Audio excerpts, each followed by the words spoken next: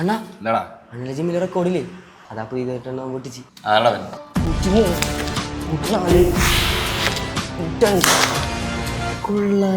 കൊള്ളു നിനക്ക് എന്നെയാണ് പോയടാ നീ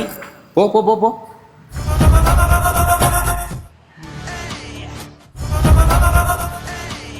അണ്ണനോടെ നോക്കിട്ടിരുന്ന പിള്ളേരോട് റെക്കോർഡ് അടിച്ച് നീ വലിയ റെക്കോർഡൊക്കെ ഇടുന്നുണ്ട് ആണുങ്ങളാവുമ്പേ റെക്കോർഡൊക്കെ ഇടും അണ്ണനാണല്ലെന്നല്ല അവൻ പറഞ്ഞിട്ട് പോയത് പിന്നെ